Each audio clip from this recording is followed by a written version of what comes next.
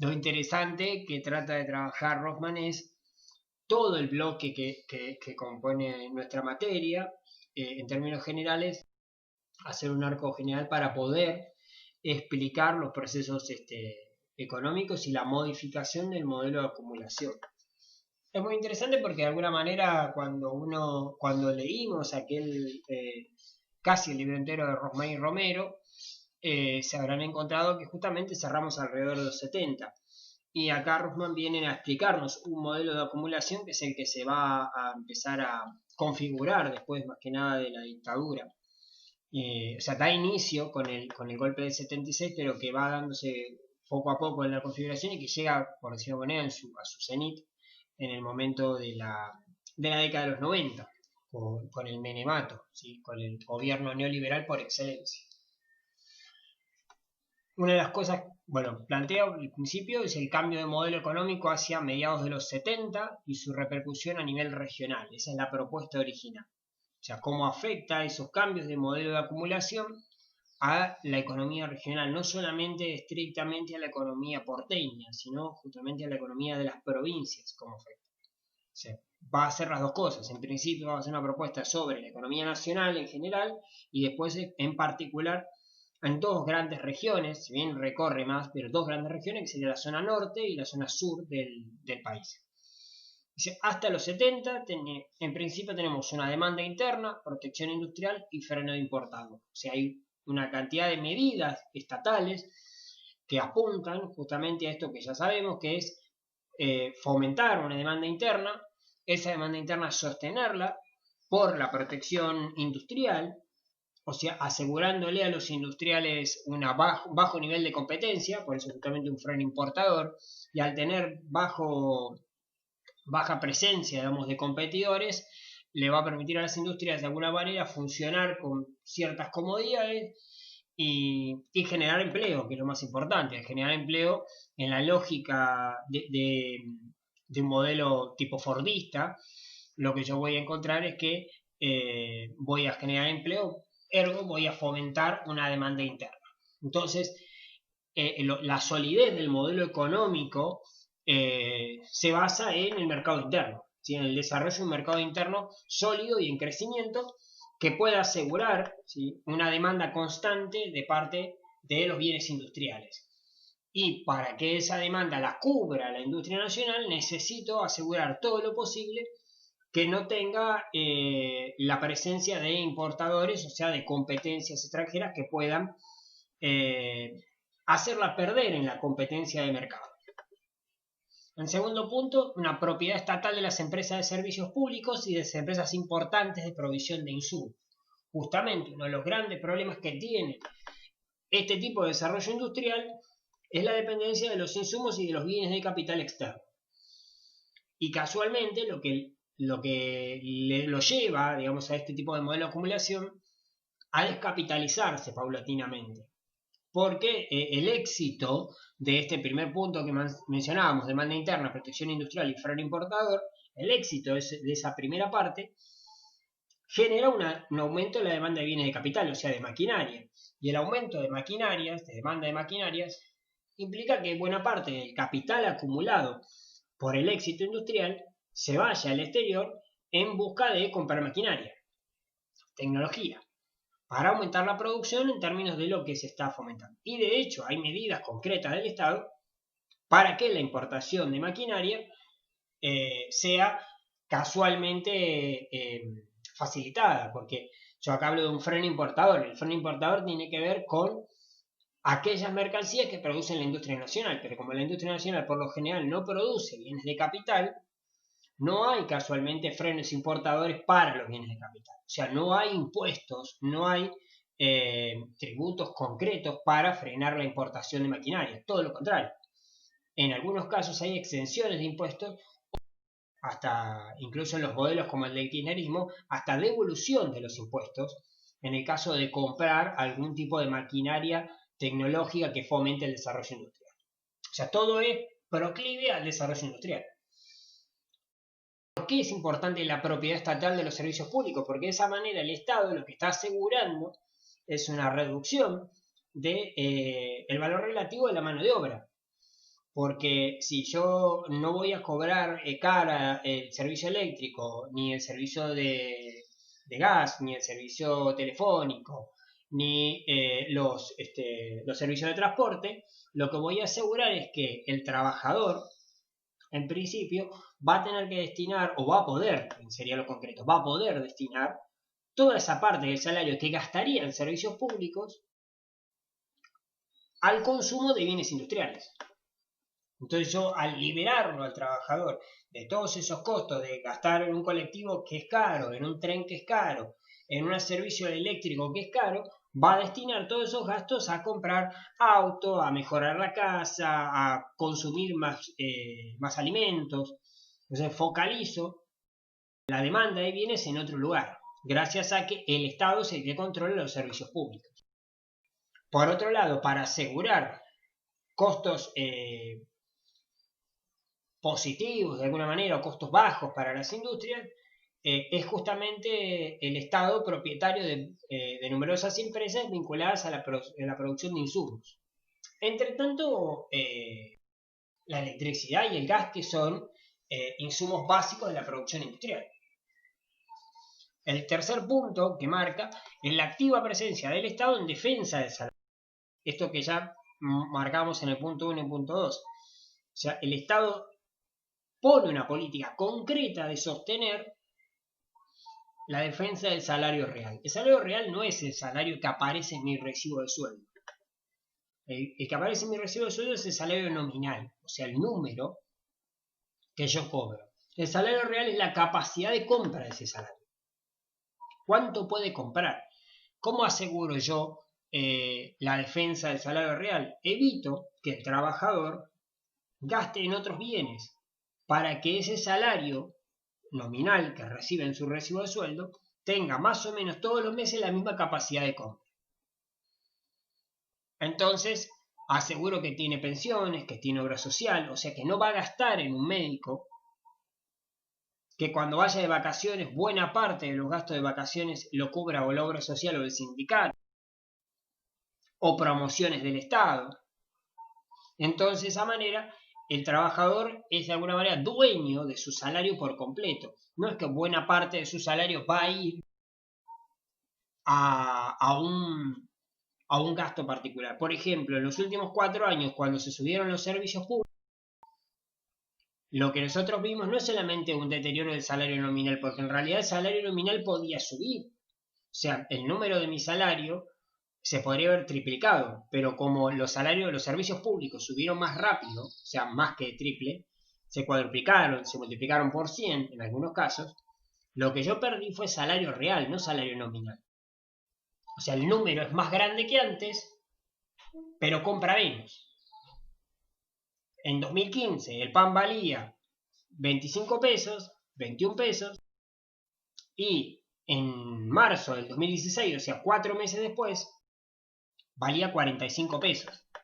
Eso significa que básicamente ahí mi salario real perdió un 100%, por lo menos, más de un 100% de capacidad de compra en torno al pan. Solamente uno de los bienes, es un bien básico, un bien esencial. Pero justamente yo tendría que medir el aceite, la carne, que son bienes esenciales en el caso de la cultura argentina. El cuarto punto que marca Rothman es la garantía mínima de ganancia para los productos primarios. ¿Por qué esta lógica de buscar una garantía mínima de productos primarios? No es que le están garantizando concretamente, pero en principio, como el Estado tiene una política de desarrollo del mercado interno y de defender el salario real, lo que vamos a encontrar es que concretamente los productores primarios, o sea, los que producen alimentos, van a tener una demanda asegurada, porque es el Estado el que se está asegurando de que los trabajadores tengan capacidad de compra. O sea, cuanto mayor capacidad de compra yo le puedo asegurar al trabajador, más asegurados van a tener los industriales y los productores primarios la venta de sus bienes. Justamente cuando la carne sube en el mercado local, significa que hay más exportaciones. Cuando yo pongo retenciones, no solamente el Estado tiene capacidad de recaudación, es lo primero que se piensa, sino que de esa manera el Estado lo que está favoreciendo es que esa carne, en vez de irse al exterior, ¿sí?, trate de venderse en el mercado interno. Porque el productor de carne, para evitar que le retengan el 30% de la exportación, prefiere venderlo al mercado local. Y de esa manera el Estado le está indirectamente garantizando una ganancia en el mercado local.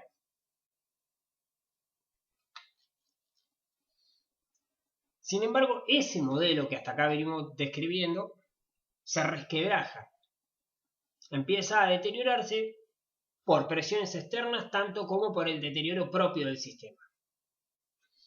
Que es uno de los grandes problemas de deterioro que tiene es la inflación. En 1976, la liberación del capital financiero, de la intermediación financiera, le permite a ese capital hacer básicamente lo que quiera dentro del mercado local. O sea, la dictadura, con una lógica concretamente liberal, hace que el Estado se retire de la intervención financiera.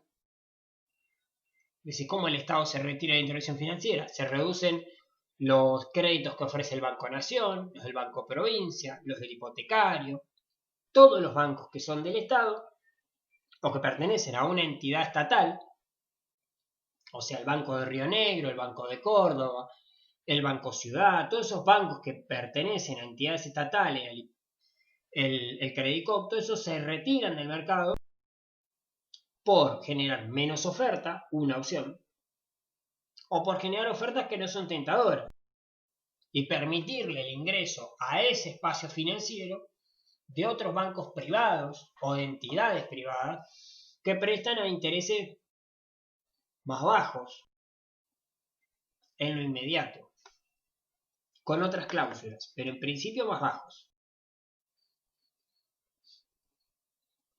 Entonces, por ejemplo, veo un ejemplo concreto, el sistema francés de endeudamiento, como se le conoce, el sistema francés tiene la posibilidad de ofrecerme a mí una serie de cuotas que si yo las adelanto se pagan más baratas.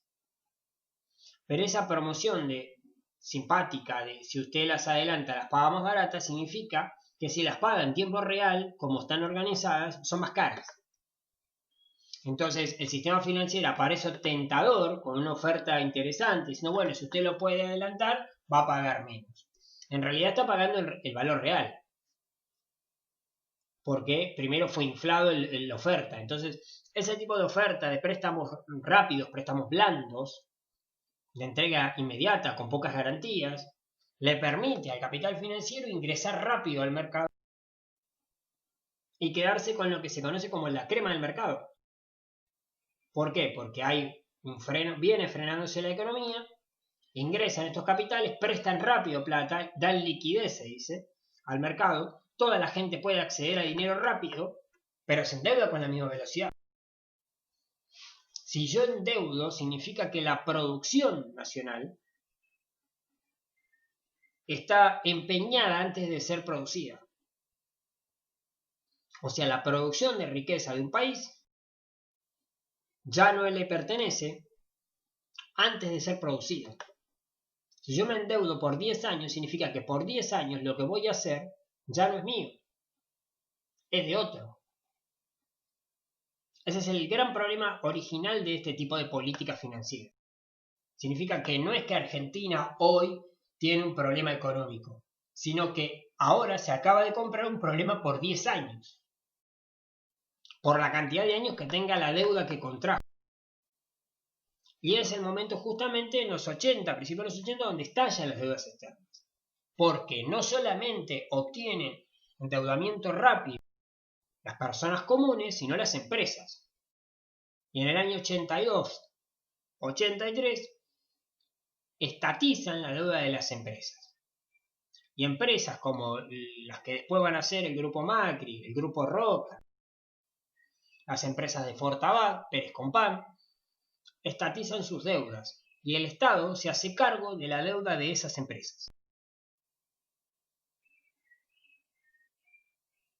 Es muy interesante para poder ver este tipo de cosas, una sugerencia, memoria del saqueo, justo ahora, frente a la muerte de Pino Solana, ¿no? Pero en la primera parte de ese brillante documental, muestra justamente la estrepitosa velocidad con la que crece la deuda externa. Pasamos de alrededor de 5.000 millones de dólares antes de 1976, o sea, 5.000 millones de dólares, tomen como referencia para no perderse. Cuando está terminando la dictadura, debe alrededor de 22.000 millones de dólares. Y con la estatización en la deuda, duplica esa deuda a 42.000 millones de dólares. O sea que la dictadura en esos 7 años, en realidad multiplicó casi por 7 o por 8 casi, sí, por 8, multiplicó la deuda externa. A esa velocidad. Cuando Menem se retire del gobierno, la deuda anda en los 100.000 millones de dólares. Imagínense que en un solo pago Néstor Kirchner abonó el total de la deuda del Fondo Monetario Internacional, que eran 9.000 millones de dólares. Y Argentina, antes del 76, tenía 5.000 millones de dólares solamente de deuda. O sea, muy poca la deuda. El nivel de endeudamiento no tiene que ver solamente con lo que después dicen el desmantelamiento del Estado. Tiene que ver con un Estado que adquiere deuda y por lo tanto compromete a futuro a las próximas administraciones. O sea, cuando la dictadura pide un préstamo, no se endeuda la dictadura. Endeuda a Alfonsín, endeuda a Menem, endeuda a Duhalde, a Néstor Kirchner, a Cristina, a Macri y a Fernández. O sea, en ese orden. Porque todos ellos no pagaron la deuda, no pudieron pagar la deuda porque es semejante el tamaño del endeudamiento que para poder pagar la deuda tengo dos opciones. O devalúo y genero un problema, un conflicto importante, o la otra opción es pido deuda para pagar deuda. Que el ahora gobernante de la provincia de Buenos Aires lo resumió muy bien. Es tapar un pozo haciendo otro pozo. El famoso cambio de deuda o canje de deuda por deuda fresca, se dice. ¿Por qué? Porque la deuda vieja tiene intereses viejos y por lo tanto más grandes. Entonces yo pido un préstamo, pago la deuda vieja y ahora tengo deuda nueva con intereses más chicos porque son nuevos. Pero el monto es más grande. Y por lo tanto el problema no se resolvió demasiado. Lo que resolvió el problema es más o menos un 3%. Me queda el otro 97% para resolver. Bien, de 1983 en adelante tenemos todavía el intento alfonsinista de no dejarse vencer por el capital financiero. Ese intento dura alrededor de 2 o 3 años y es doblado, ¿sí?, el gobierno, básicamente por el capital financiero, por una serie de corridas bancarias y una imposición violenta por lo que se conoce como golpe de mercado. O sea, le hacen una corrida bancaria tan grande que lo obligan a devaluar el dólar y lo obligan a tomar un préstamo del Fondo Monetario Internacional. O sea, lo presionan de una manera que para poder sostener esa devaluación necesita pedir plata prestada. Una vez que pide plata prestada, el Fondo Monetario Internacional le impone las condiciones de gasto. O sea, esa es la lógica. ¿Cómo lo obligan? Básicamente, un sector de la burguesía, podríamos decir el sector financiero, genera una corrida del dólar, sale a comprar dólares. Como sale a comprar dólares en cantidad, eso permite que el dólar se revalúe más, o sea, por encima de la necesidad del valor. O sea, no es que vale eso, sino que como muchos salen a comprar, aumenta la demanda, por lo tanto, si aumenta la demanda, aumenta el precio, porque empieza a haber escasez de dólares. En realidad lo están guardando o lo están fugando, que es la otra opción. Como aumenta rápidamente el valor del dólar, el Estado tiene como opción, el Banco Central, salir a vender dólares. Si sale a vender dólares, se queda sin reservas. Si se queda sin reservas, tiene la opción de tener que pedir prestado.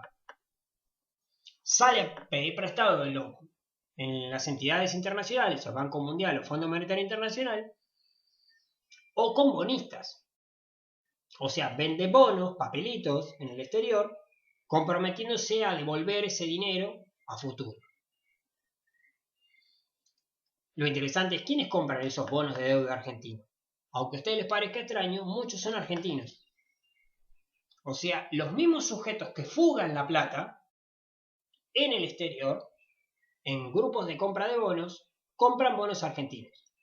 Por ejemplo, los fondos buitres que se les pagó a principio del gobierno de Macri, el en ese entonces presidente del Banco Nación era poseedor de bonos de los fondos buitres. Sí, entonces, Grupo Clarín también tiene parte de los bonos, de hecho tiene parte de los bonos de la última deuda que contrajo Macri. O sea, los compra con el dinero mismo que fue.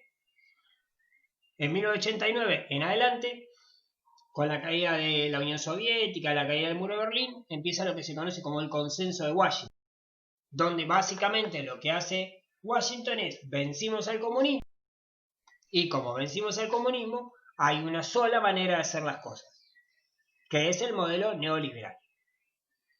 Y lo que se va a aplicar del 89 en adelante, lo que se conoce como modelo de ajuste estructural neoliberal. ¿Por qué es un modelo de ajuste estructural y no es un modelo de ajuste y listo? Porque lo que hago es modificar por completo la naturaleza del Estado. Algo que nosotros teníamos antes como un Estado presente en el mercado, presente en la industria, presente en los salarios, en las cuestiones sociales. Un Estado propietario de empresas va a dejar de ser todo eso. O sea, va a abandonar y retirarse del mercado, va a abandonar y retirarse de la industria y de alguna manera del control de los salarios.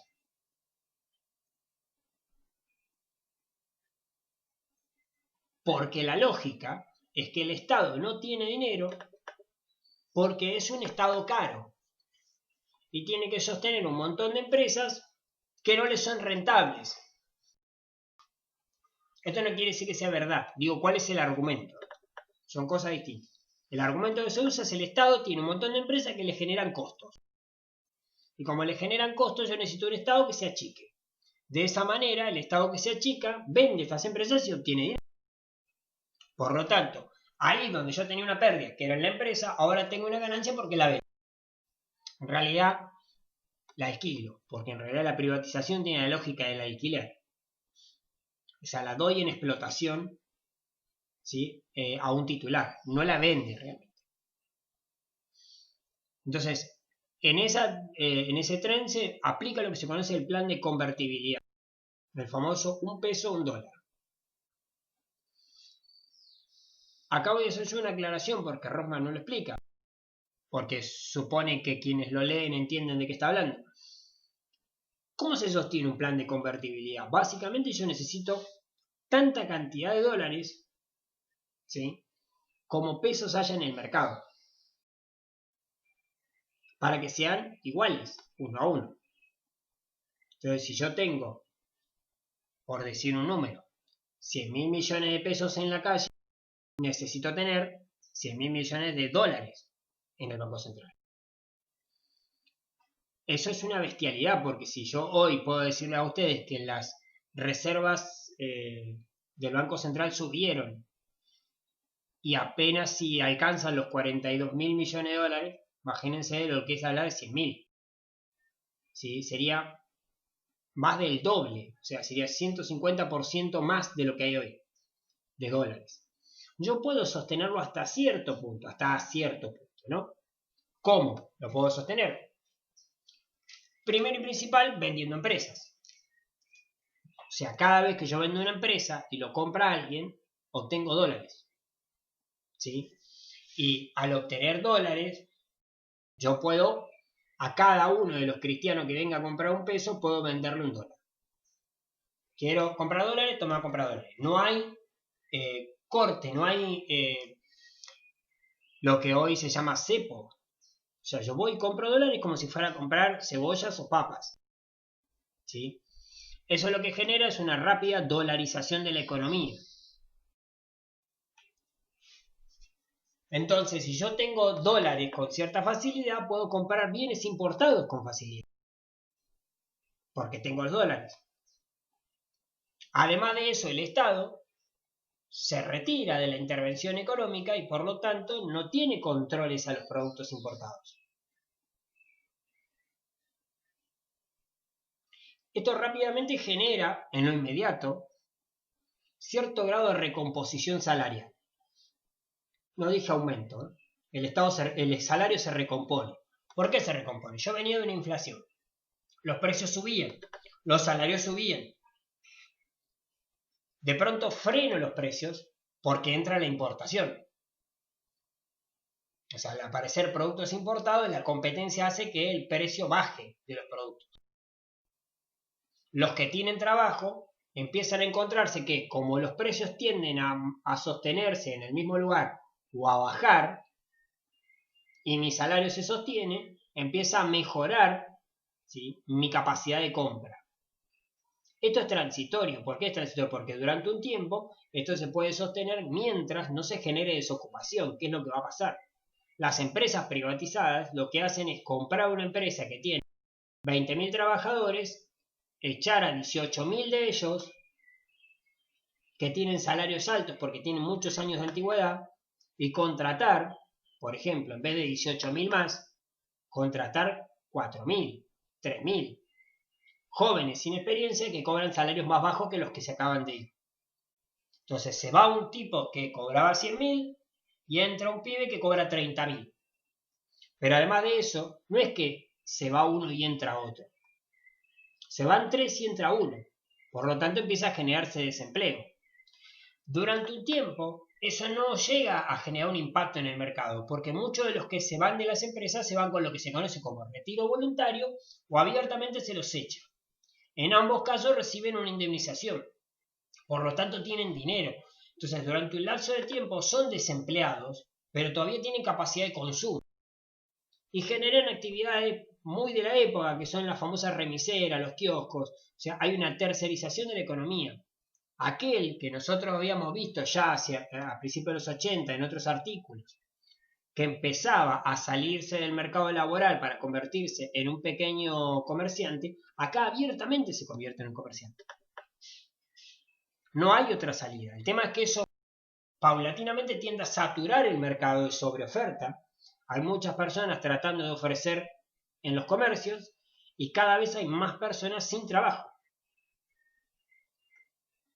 Las privatizaciones ingresan, para que tengamos una idea, 20.000 millones de dólares, pero la deuda crece el 100%. O sea, se duplica en 10 años. Y las privatizaciones hacen ingresar dólares, pero solamente 20.000 millones de dólares. Volvemos a una explicación que decíamos recién. Para poder mantener un 1 a 1, yo necesito tantos dólares como pesos. O por lo menos tantos dólares como la gente quiera comprar. Como las privatizaciones solamente ingresan 20.000 millones de dólares, no me queda otra que pedir préstamos para poder mantener esa demanda de dólares. Entonces el dólar que entra para la compra se va por la fuga, que no es técnicamente una fuga de divisas. ¿Por qué digo no es técnicamente una fuga de divisas? Porque no está prohibido. Entonces es básicamente exportación de divisas. No hay fuga. Hay fuga cuando es ilegal. Cuando es legal, básicamente es capital que se... Entonces, por ejemplo, puede ser un gran negocio comprar bonos en la Argentina, aparecen capitales, colocan los bonos y mañana se les ocurre levantar todo, juntan todos los dólares y se van. Entonces me genera una seca rápida de dólares y el Estado sale desesperado a buscar un préstamo para cubrir esos dólares que no están en el mercado. Que es más o menos lo que le pasó a Macri en julio del año pasado. Donde de pronto corrieron y terminaron echando al ministro de Economía porque hubo una corrida bancaria donde muchos de los inversores que vinieron a comprar Levac y Leliq retiraron su capital, 8.000 millones de dólares en 2 días.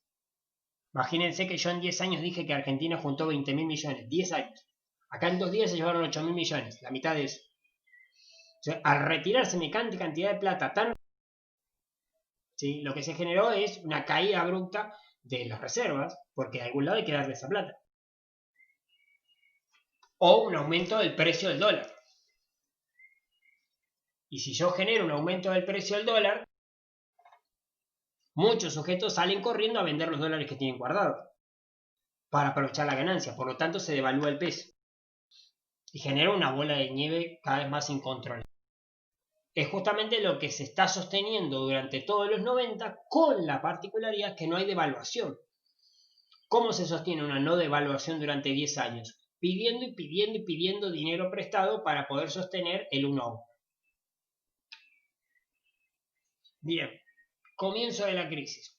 4 variables que toma en cuenta Rothman para esa crisis: el nivel de desempleo y subempleo, la pobreza y la indigencia, y la distribución del ingreso y el salario real. Dice, entre el 89 y el 99 los desocupados crecieron 1,5 veces. ¿Sí? Pasaron de ser 800.000 a más de 2 millones en 10 años. Dice, mientras que casi 3 millones, además de esos 2 millones, casi 3 millones de personas se desempeñaban en lo que se conoce como subocupación, changos o trabajos informales. Por lo tanto, yo tenía 2 millones de personas desocupadas, más 3 millones de personas que no trabajaban de manera de tiempo completo. Lo que significaba que yo tenía alrededor del 30 al 40% de las personas que no estaban recibiendo un ingreso constante, o no estaban recibiendo ningún ingreso. Por lo tanto, tenía el 60 al 70% con ingresos, con salarios magros, y si la economía argentina dependía del mercado interno, estaba básicamente con grandes problemas de sostenerse. Las privatizaciones no se acompañaron de medidas que contuvieran los desempleados, o sea, no hubo una política paralela de decir, bueno, privatizo la empresa, pero a la empresa que compra no le permito que eche al 100% de los trabajadores. No hago una política, por ejemplo, de contención de esos que se van a quedar sin trabajo. No genero puestos de trabajo paralelo para absorber a los desempleados. Entonces, como el Estado no se preocupa por eso, porque el Estado lo que está buscando es abaratar la mano de obra, y para abaratar la mano de obra lo que necesita es generar desempleo, ¿sí? El Estado se retira constantemente de esas actitudes y entonces las privatizaciones, en vez de generar ingreso de divisas y un impacto positivo sobre la economía, terminan generando un impacto negativo, básicamente por la generación de desempleo. La ausencia de un Estado que contuviera la pequeña y mediana empresa y la precariedad laboral son dos cuestiones más que se suman al problema.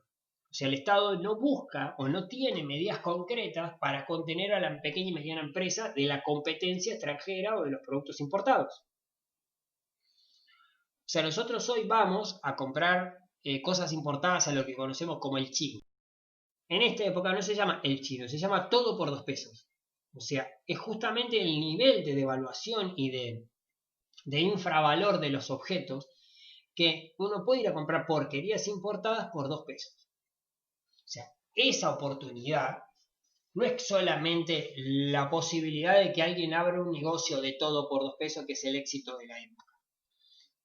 El problema de eso es que trae aparejado la destrucción de la pequeña y la mediana empresa local, del juguete, de cosas menores que se podían producir en la industria local y que generaban trabajo. Entonces yo deterioro todo el entramado industrial. Y en paulatino, en esta situación de complejidad, la pequeña y la media empresa que sobrevive, la única opción que tiene para sobrevivir es sostener precariedad laboral.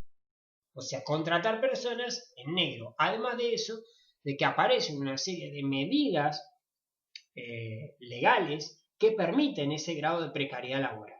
De hecho, en los 90 aparece el contrato laboral por 3 meses. Que yo puedo contratar por 3 meses a una persona hasta la eternidad, en realidad. Porque hoy dice que son 3 meses y luego de eso debo considerar si forma parte de la planta o si no va a ser parte de la planta. En cambio, acá puedo contratar varias veces a una misma persona por 3 meses, sucesivas ocasiones. Por lo tanto, nunca se convierte en empleado en blanco. Nunca tiene servicios sociales. Por lo tanto, su salario real ya está deteriorado desde el principio. Mientras que aparecen varias relaciones, están consideradas en Rothman, pero válido recordar, de lo que se conoce como tercerización laboral. O sea, la empresa de ferrocarriles antes tenía 30.000 trabajadores, ahora la empresa privatizada de ferrocarriles tiene 2.000 trabajadores y el resto son todos contratados de una empresa. O sea, paga una empresa de seguridad para que haga la seguridad del ferrocarril, no son empleados de la empresa, son de la empresa de seguridad, paga a otra empresa para el mantenimiento, por lo tanto genera tercerización. Eso significa que para que una tercera empresa trabaje en el lugar, necesita ganar por encima del trabajador. O sea, si el ferrocarril contrata a una persona por 80.000 pesos, o ese trabajo vale 80.000, si una empresa va a ganar, significa que el trabajador debe ganar 40.000 para que la empresa gane los otros 80.000. Los otros 40.000 y completemos los 80. O para que sea más competitivo con respecto al salario de un solo trabajador, debe ser más barato. Por lo tanto, el trabajador que está en una empresa tercerizada está contratado, subcontratado, porque en realidad está en relación de dependencia con una empresa que no es la que lo está utilizando en concreto, y además de eso cobra menos de lo que debería cobrar en ese puesto de trabajo. Eso significa no solamente una cuestión de relaciones laborales, sino una baja capacidad de compra, porque está cobrando poco, un salario bajo, lo que impacta de manera bastante negativa dentro del mercado, porque no compra lo que podría comprar si cobrara el sueldo real. La otra variable que considero es la pobreza y la indigencia, donde marca que la pobreza no se reduce a la falta de empleo solamente. ¿Por qué? Si no se reduce a la falta de empleo. Primero hay que considerar que ya la pobreza venía en avance de manera considerable, ya lo vimos en otros artículos.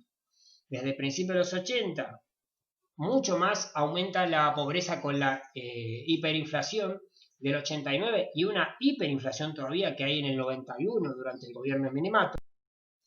O sea, no es que Menem es toda estabilidad, sino que los 2 primeros años de Menem son bastante bollantes. En el 91 todavía hay una hiperinflación. Entonces, esas dos hiperinflaciones aumentan la pobreza, el desempleo da un golpe mayor todavía, y después la existencia de una cantidad de relaciones laborales en negro, que incrementan aún más todavía las condiciones de pobreza. Todo eso suma a la lógica de la pobreza. La otra variable que es importante, y que recién estábamos mencionando algunas cuestiones, es la depreciación del salario. Como el salario tiende a tener cada vez menos capacidad de compra. Entonces, cuanto menos capacidad de compra tenga el salario, no solamente estoy dañando el mercado, sino que estoy aumentando el ejército de pobres. Es el momento donde aparecen lo que se conocen como los nuevos pobres, en La Matanza, que son las personas que por lo general tienen más de 40, que trabajaron buena parte de su vida laboral en fábricas y que ahora no tienen trabajo, tienen muchos de los bienes que no les correspondería a los pobres, pero no tienen trabajo. Entonces, como no tienen trabajo, forman parte de la pobreza. Sus ingresos son bajísimos o nulos. Pero tienen un auto, tienen 2 televisores, porque justamente vienen de ser parte de la parte, digamos, del sector empleado, del sector trabajador bien pago. Entonces es en el presente donde se cayeron sus ingresos, pero todavía sus condiciones de vida no parecen ser de la pobreza, por eso los conoce como nuevos pobres. Los cambios en la distribución del ingreso son muy fuertes y tienden a ser cada vez más regresivos. Cuando uno mira las tablas que ofrece Rothman, se van a encontrar que en los primeros sectores hay una tendencia a reducir el ingreso promedio, y en cambio cuando voy a los sectores más ricos me voy a encontrar que hay casi una duplicación del ingreso promedio de los sectores más ricos. O sea, los pobres tienen menos y los ricos tienen mucho más. Esto ya lo mencionamos en el texto de Gorelick, justamente, donde es la época concreta de la emergencia de los barrios privados. En el peor momento social y económico del país, emergen barrios de gente rica, o sea, lo que muestra claramente la polarización social. O sea, algunos muy ricos, algunos muy pobres. Las políticas de estabilidad favorecieron inicialmente al salario real, que es lo que recién decíamos, permitieron en principio un beneficio en lo inmediato en esto de estabilizar, todavía con salarios que venían subiendo fruto de la hiperinflación. Cuando yo estabilizo esos salarios en suba, benefician transitoriamente cuando congelo los precios, porque me quedan salarios altos con precios congelados. De esa manera sí se beneficia, pero el tema es que prontamente se genera desempleo. Entonces, como se empieza a generar desempleo, no tiene ningún valor la compra de de mi salario, empieza a tener capacidad de compra cada vez menos y la economía real empieza a mostrar pequeños rasgos de aumento de precios que no son casi mensurables, pero que como no hay ningún movimiento sobre los salarios y los salarios no bajan en términos concretos, sino en términos de mercado, o sea, empiezan a bajar en el ciclo, me refiero, o sea, no es que me bajan el salario a mí hoy, sino que me echan a mí y entra otro con un salario más bajo que el mío. Entonces, en esos términos el salario baja. Mientras que el salario real dice creció mucho más lento que la productividad, que es la otra forma también que muestra el deterioro del salario real. O sea, la inversión en maquinaria, en tecnología, es considerable, pero los salarios realmente no van en esa velocidad. Entonces, la poca producción industrial o producción agroindustrial que se mantiene con un crecimiento muy importante, pero los salarios no van en esa velocidad de crecimiento. Se mantienen estancados o con un crecimiento muy lento. De acá en adelante, Rosman lo que trabaja es justamente los efectos regionales de toda esta crisis. Uno de los mayores impactos fue la incorporación de fundamentales cambios sociales de gestión técnicos en los diversos procesos productivos, que es una de las cosas que recién les marcaba. O sea, cambios en técnicas de operación, cambios en tecnología, en insumos completamente nuevos, la mecanización en la recolección de la cosecha, la introducción de agroquímicos en el proceso agrícola, la emergencia de nuevos actores económicos, o sea, aquellos que ofrecen capital financiero para el levantado de la cosecha, para colocar esa cosecha en el exterior.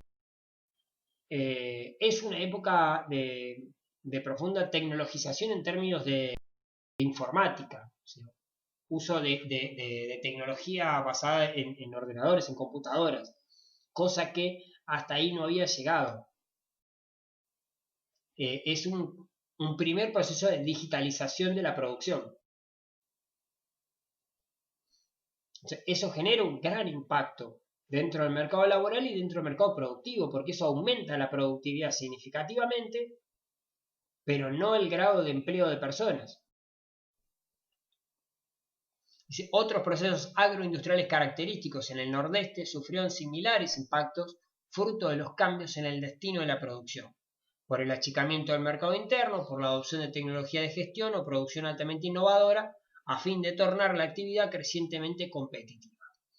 El problema de todo esto es que los sectores que con este nivel de tecnologización se sostenían en el mercado debían sostenerse colocando esos bienes a nivel internacional, porque el mercado interno estaba totalmente deteriorado. O sea, yo no puedo producir, por ejemplo, que es uno de los casos, algodón para el mercado local, porque básicamente si produzco para el mercado local, la industria textil está arruinada. Entonces necesito producir un algodón para el mercado externo. Y para producir para el mercado externo, al estar en el 1 a 1, tengo costos similares a los de Estados Unidos. Y la tecnología de Estados Unidos es mucho mayor que la nuestra. La otra opción es producir a los niveles de los países subdesarrollados, que sería la característica productiva argentina. Y la particularidad es que esos países, o muchos de esos países subdesarrollados, tienen moneda devaluada, por lo tanto tienen costos más bajos que la economía del 1 a 1. Eso es lo que pone a la economía regional en una situación de tijera. O sea, o es presionado porque no es competitivo con respecto a los productores, por ejemplo, de Estados Unidos o de Europa, o es presionado porque no es competitivo frente a los países similares como el tercer mundo que tienen economías devaluadas.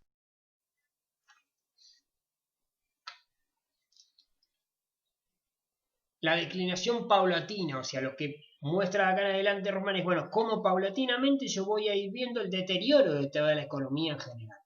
Ya habíamos visto la economía, la macroeconomía recién, o la economía industrial urbana.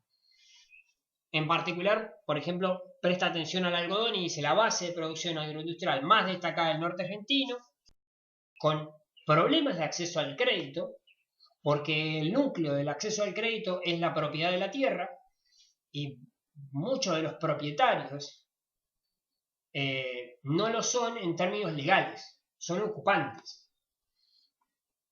O porque alquilan el terreno, son arrendatarios, lo que no les permite acceder al crédito. O por la otra cuestión, porque están en terrenos fiscales, digamos, ocupados, desmontados, o sea, nada nuevo voy a decir, ¿no? O sea, desmontes de selva, retiro de poblaciones indígenas, o sea, cosas que hoy por hoy son bastante comunes.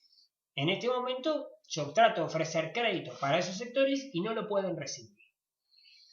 ¿Qué sucede? Que por lo general el que es propietario puede accede al crédito y lo que hace es usura con respecto a aquellos que no pueden. Le presta de manera informal el dinero al que le alquila el terreno. O sea, yo propietario que le alquilo, obtengo el crédito y le represto el dinero con valores usurarios. Y de alguna manera lo que voy haciendo es limando las ganancias de ese sector. Porque no solamente la obtengo por el alquiler, arrendamiento del terreno, sino que obtengo parte de sus ganancias por los intereses usureros que le voy a cobrar por el permiso. Achicamiento del mercado interno, o sea, yo si soy un pequeño propietario no puedo colocar ese producto del mercado interno, por lo tanto casi me quedo sin posibilidades de competir, o, vuelvo de nuevo, tengo que venderle mi producción a una copiadora que va a vender al exterior. Por lo tanto, se va a quedar con la ganancia o con el plus de diferencia.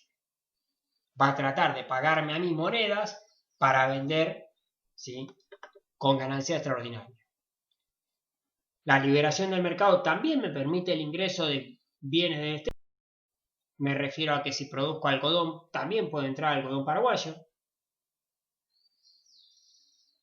Entonces me encuentro con algo que hasta acá creo que vimos, que es la inacción estatal. El Estado no interviene, no fomenta la intervención, porque la lógica es una especie de darwinismo social de la economía, donde si uno es fuerte y se adapta, sobrevive. Si no sobrevive y no se adapta, no sirve para la economía de este país. O sea, es una especie de liberalismo que mezcla con darwinismo social. O sea, la lógica de aplicación es la lógica del darwinismo social. La actividad frutícola, que es el otro sector que caracteriza, digamos, a la zona sur, en el Valle del Río Negro, los cambios técnicos y de mercado dañaron la producción, la estabilidad del tipo de cambio, las devaluaciones externas de los competidores también lo dañó. Nos referimos en particular que en esta coyuntura Brasil devalúa 3 veces, y al devaluar 3 veces su moneda se deprecia, por lo tanto reduce los costos en el mercado externo y le genera una ganancia extraordinaria a sus productores.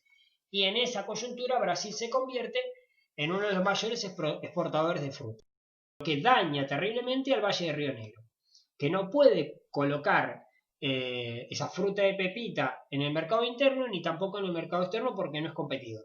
O sea, el mercado interno no tiene consumo y el mercado externo no puede ser competidor porque tiene costos altos. Tiene los costos de Francia o de Estados Unidos, porque tiene un 1 a 1. Digo, para cuando de vez en cuando encontremos que la devaluación parece ser mala para los productores, para los exportadores no lo es ni por casualidad. Para los exportadores la devaluación es el mejor negocio que pueden encontrar. Porque sus principales costos, y esto lo estudiamos en otras asignaturas, sus principales costos están en la mano de obra. Y si la mano de obra se paga en pesos y yo lo devalúo al pesos, significa que los costos del productor se reducen. Y las ganancias son extraordinarias porque como es un bien exportable, yo voy a cobrar por eso $1 y voy a pagar en pesos. Eso me va a generar a mí una brecha entre los costos y las ganancias cada vez más abismal. Paréntesis. De esto se prende de alguna manera la famosa devaluación que hace primero el gobierno de Duhalde y después el kirchnerismo. Forjo una devaluación, protejo de esa manera a estas industrias que están dañadas, pero esa devaluación tiene un costo para la oligarquía o para los sectores exportadores, que es que el Estado se cree partícipe de esa devaluación. O sea, yo te devalúo el 100%, el 30% de ese 100% es un impuesto. O sea, haceme partícipe de tu ganancia extraordinaria. Yo te voy a forjar una ganancia extraordinaria, vos me vas a tener que dar parte de esa ganancia extraordinaria. ¿Para qué? Para mejorar el salario real. Los problemas, dice, de insertarse en una economía mundial recesiva, que es uno de los últimos problemas que aparece para este tipo de economías regionales, que básicamente que hay una economía mundial que está frenada. O sea, que cada vez se ralentiza más. Los porcentuales de crecimiento mundial, por lo menos justamente desde el consenso de Washington en adelante, nunca fueron muy alentadores. Por lo general, salvo la economía china, el resto de la economía mundial crece a valores muy lentos. Uno de los momentos más dinámicos de crecimiento fue justamente la década donde los populistas gobernaron Latinoamérica, donde por primera vez en la coyuntura que va del 89 al presente, una región creció más rápido que el mundo. O sea, el mundo está creciendo alrededor de 1,5 puntos a 2 puntos por año. En cambio, en ese momento, Latinoamérica creció alrededor de los 3,2.